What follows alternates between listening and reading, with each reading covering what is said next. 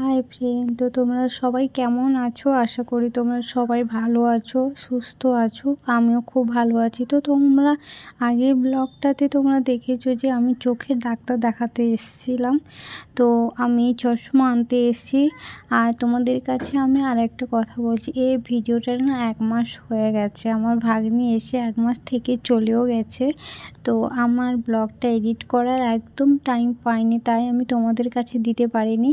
আর আমি ব্লগটা এডিট করে আজকে তোমাদের দিলাম। মানে এত কাজের ব্যস্ততার মধ্যে ছিলাম, তাই আমি ব্লগটা এডিট করতে একদম টাইম পাইনি। তো স্কুলে তো ছুটি দিয়েছে। এখন সামার ভ্যাকেশানে তোমরাই জানো প্রজেক্ট থাকে, হোমওয়ার্ক থাকে।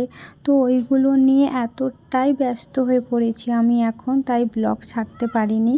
আর ভাগ্নি চলে যাচ্ছে, তাই হচ্ছে ওর বাড়িতে পুজো আছে, শাড়ি পরবে, তাই চুড়ি আনতে এসেছি।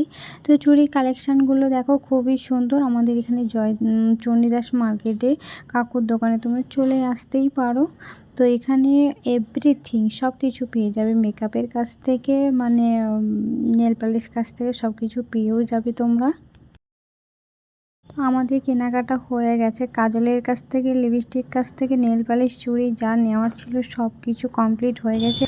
দাদা এক প্লেটে কটা করে থাকে?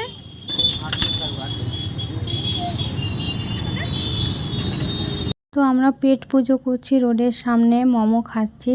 আর তোমরা এই দাদাটার কাছ থেকে শুনলে যে 1 প্লেট হচ্ছে 8 টাকা করে মোমো দিচ্ছে।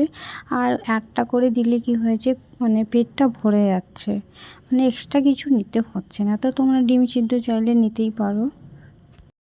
তোমাদের দাদাভাইয়ের দোকানে যখন আমি এসে দেখি যে তোমাদের দাদাভাই ফুচকা এনে রেখেছে আর একটা গোটা মোরগ এনে রেখেছে, কারণ ভাগ্নি চলে যাবে, তাই হচ্ছে ওর মামা গোটা মোরগ কিনেছে।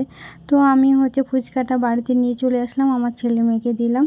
আর আমার ভাগ্নি তো যেন ক্যামেরার সামনে একদম আসতে চায় না। তো তাই আমি আমি তোমাদের একটু ভিডিও দেখালাম, খাওয়াটা আমি ছেড়েই দিলাম। তো এই দেখো আমার নতুন চশমা আমি চোখে লাগিয়েছি। আর এটা হচ্ছে তার পরের দিন ভিডিও, কারণ চিকেন ছাড়ানোর টাইম পাইনি আমি। কালকে রাতে ডাল আলু ভাতে করে দিয়েছিলাম। আজকে তোমাদের দাদাভাইকে বললাম যে মোরগটা ছাড়িয়ে দিয়ে যাও।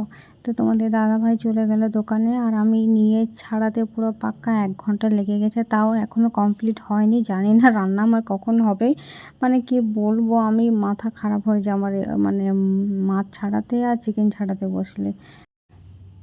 কেটে অর্ধেক চিকেনটা রেখে দিয়েছি, আর অর্ধেকটা হচ্ছে রান্না করব।